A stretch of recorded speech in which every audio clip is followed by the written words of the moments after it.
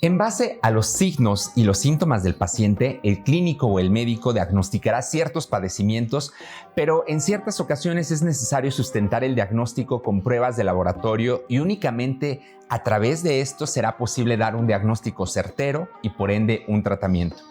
El dímero D es una prueba elemental para descartar episodios trombóticos, es decir, la formación de coágulos, y por ende para ayudar en el diagnóstico de enfermedades o situaciones relacionadas con la trombosis, la cual desafortunadamente es un problema que cobra la vida de millones de personas a nivel mundial. Es por ese motivo que es importante prestarle mucha atención a este tipo de padecimientos. Acompáñanos en este nuevo episodio de nuestro podcast en donde estaremos hablando de una prueba fundamental y esencial para el diagnóstico de la trombosis, y me refiero al dímero D. Sean bienvenidos. Bienvenidos a un nuevo episodio del podcast EduLab. Comenzamos. El dímero D es uno de los compuestos proteicos que se produce en el momento que un coágulo de sangre se disuelve en el organismo. Suele ser indetectable a menos que el organismo esté pasando por un proceso de formación y disolución de coágulos. En tal caso, los niveles de dímero D en sangre pueden aumentar. Cuando se produce una lesión en una arteria o en una vena y se pierde sangre, esto origina la activación de un proceso que bien conocemos, hemostasia, para formar, en este caso, un coágulo, y este coágulo genere un tapón y tape, en este caso, el orificio por donde se está fugando la sangre, esto con el objetivo de limitar el sangrado. Durante este proceso se producen unas hebras de proteína conocidas como fibrina. Estas hebras se entrecruzan para formar una red de fibrina que junto con las plaquetas ayudan a mantener el coágulo que se forma en el lugar de la lesión hasta que la lesión quede resuelta. Una vez que el área ha cicatrizado, el organismo dispone de una proteína llamada plasmina, la cual tiene la función de romper el coágulo en trozos más pequeños con la finalidad de irlos eliminando. Los fragmentos de fibrina que se desintegran en el coágulo se conocen como productos de degradación de la fibrina, que comúnmente conocemos como PDF. Uno de los PDFs producidos es el dímero D. Cuando existe una formación y desintegración significativa de coágulos, los niveles de dímero D tienden a ir aumentando y por ende dicho aumento puede ser detectado realizando una medición en el laboratorio. En personas con riesgo bajo o intermedio de desarrollar una trombosis o un embolismo trombótico, la importancia de medir el dímero D en una situación de urgencias radica en su capacidad de predecir la probabilidad de que exista un coágulo en la sangre. Esto significa que un resultado de dímero D negativo indica que es muy improbable que se esté ante una trombosis. Sin embargo, un resultado positivo a la prueba de dímero D no puede predecir exactamente si existe o no un coágulo, y para ello es necesario realizar otras evaluaciones. Existen diversas situaciones y factores que se asocian a una formación inadecuada de coágulos sanguíneos. Una de las más frecuentes de estas situaciones es la trombosis venosa profunda, que supone la formación de coágulos en venas profundas, y frecuentemente este padecimiento se llega a presentar más comúnmente en las piernas. Estos cuadros pueden ir aumentando mucho de tamaño y bloquear el flujo sanguíneo de las extremidades, originando en este caso hinchazón, dolor y lesión tisular.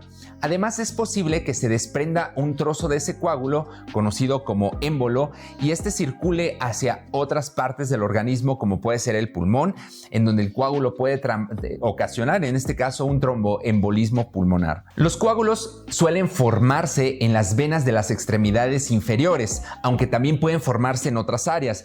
Por ejemplo, cuando los coágulos se forman en las arterias coronarias, pueden desencadenar infartos al miocardio.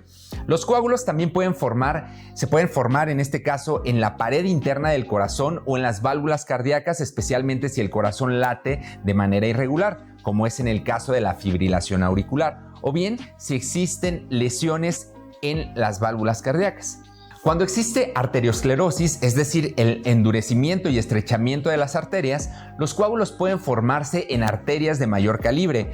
Es posible que estos coágulos se fragmenten originando émbolos capaces de bloquear arterias de otros órganos, como por ejemplo el cerebro, causando en este caso un accidente vascular cerebral, o bien en arterias, en este caso de los riñones.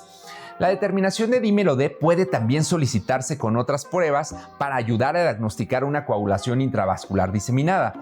La coagulación intravascular diseminada se produce cuando hay una activación y un consumo marcado, en este caso de los factores de coagulación en todo el organismo, y esto crea múltiples coágulos sanguíneos pequeños o diminutos y al mismo tiempo deja al individuo vulnerable a sangrados excesivos. La coagulación intravascular diseminada es una situación aguda y compleja que puede acontecer a raíz de múltiples circunstancias, entre las cuales incluyen algunas intervenciones quirúrgicas, sepsis, mordeduras de serpientes venenosas, enfermedad hepática o incluso el posparto. En la coagulación intravascular diseminada se toman medidas para dar soporte al individuo a la vez que se aborda el problema de base y la enfermedad subyacente se resuelve. En este caso, la coagulación intravascular diseminada presenta niveles altos de dímero D. Tratando de resumir todo lo mencionado, surgen las siguientes preguntas. Número 1. ¿Cómo y en qué circunstancias se emplea o se usa el dímero D? Número 2. ¿En qué momento es recomendable realizar la determinación de dímero D? Y número 3. ¿Cómo interpretar el resultado? Estas preguntas las vamos a responder en nuestro siguiente episodio de nuestro podcast EduLab, así que no te pierdas la siguiente parte de este episodio, el cual será titulado Dímero D, parte 2. Por ahora, te agradecemos muchísimo por acompañarnos en este breve podcast. Espero que esta información o esta introducción referente al dímero D haya aportado información útil y que la podamos ir aplicando a nuestro día a día. Y también te quiero invitar a que te suscribas en nuestras diferentes redes sociales, en donde a lo largo de cada semana estamos compartiendo contenidos nuevos de las diferentes áreas de laboratorio. Sin más por el momento, pues bueno, me despido, les mando un enorme abrazo y nos vemos en la segunda parte del dímero D en nuestro siguiente episodio de nuestro podcast EduLab. Muchas gracias.